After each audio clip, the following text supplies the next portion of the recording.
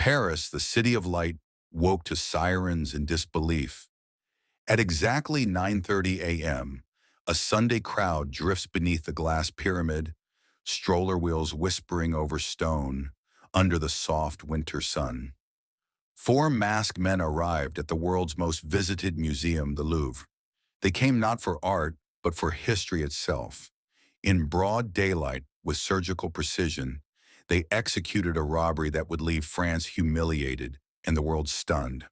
They pulled up beside the River Seine with a vehicle-mounted mechanical lift, its arm extending like a steel serpent toward the gilded windows of the Galerie d'Apollon, the hall of kings, queens, and crowns.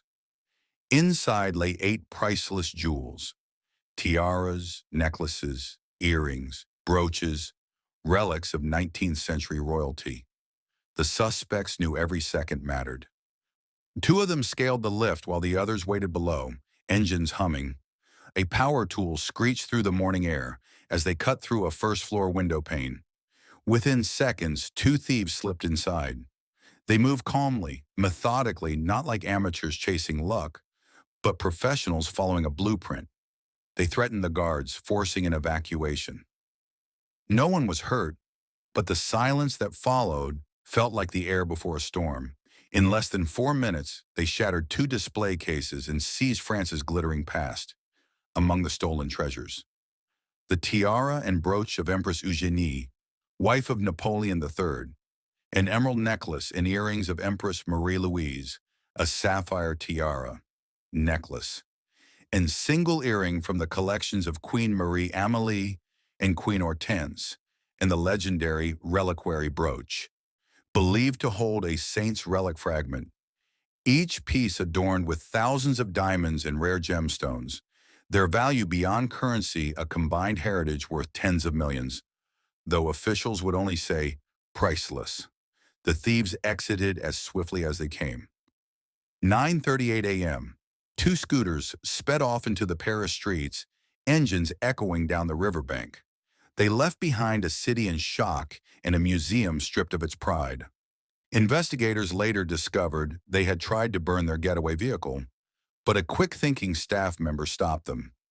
It was the only misstep in an otherwise flawless operation. The Culture Ministry confirmed what no one wanted to believe. 1/3 of the rooms in the rated section had no CCTV coverage. Worse still, the gallery's localized alarm had been broken for weeks. The wider alarms did sound, but by the time the police arrived, history was already gone. Inside the empty Galerie d'Apollon, a ladder leaned against a shattered window, the air still thick with the smell of cut glass and adrenaline. Senator Nathalie Goulet called it a very painful episode, questioning how such a crime could unfold so easily. Culture Minister Rachida Dati reviewed the footage herself. The thieves moving with eerie calm, breaking the glass, pocketing jewels, escaping on scooters like clockwork. She said they were experienced and well prepared. Around 60 investigators were assigned to the case. Prosecutors quickly concluded the robbers acted under orders, part of a wider criminal organization known for dismantling treasures and smuggling recut gems through black market routes. The Louvre was sealed, its entrances barricaded with metal gates. Confused visitors pressed against police lines, unaware they stood before a crime scene that would make history. By afternoon, the discovery came. 2 of the stolen items, Empress Eugénie's tiara and brooch, were found near the Seine, dropped in the chaos of escape, bent and damaged. The sight of the crushed crown once worn by a French empress broke the nation's heart. "They dropped history," one officer whispered. Inside police headquarters, detectives pored over footage from every nearby camera. 1/3 of the museum's corridors. Dark, no eyes, no sound, no answers. How did 4 men bypass security, alarms, and staff with military precision? France's president called it an attack on our history.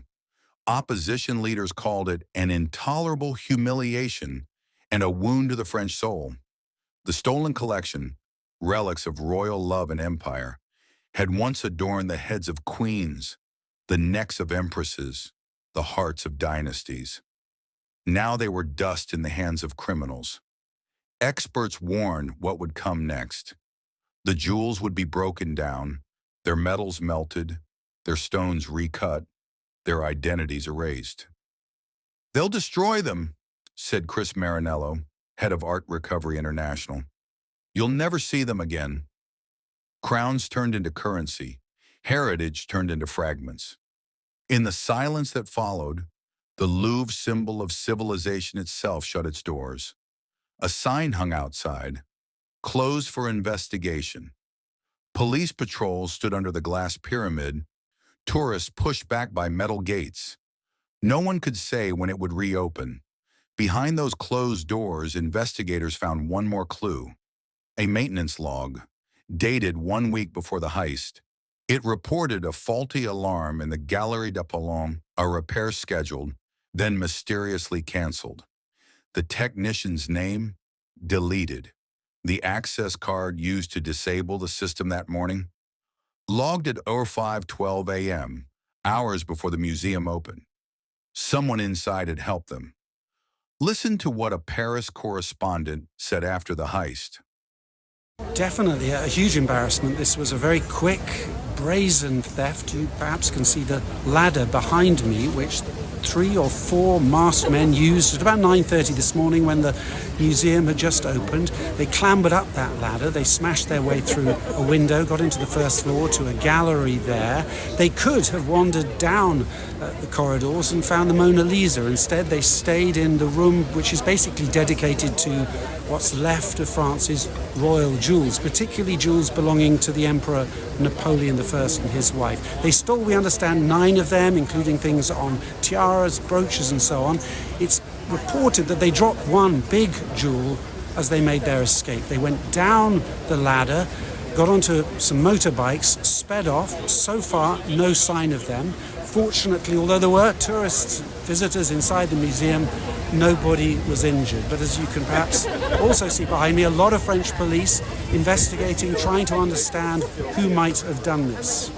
It is a humiliation for the security forces, people saying nothing like this has really happened at the Louvre since 1911, when the Mona Lisa itself was briefly stolen. As the sun dipped over the Seine, officers followed a faint trail leading toward Marseille. A ping from a tracking microchip hidden inside one of the stolen jewels during its last restoration. Somewhere in the south of France, a signal pulsed in the dark, a tiara calling home. And as the investigators prepared to move, one whispered, "This wasn't just theft, this was betrayal." Because whoever canceled that repair didn't just disable an alarm, they opened a door to France's shame, and the world's greatest museum had been robbed from the inside. Follow for part 2, because this fight isn't over yet.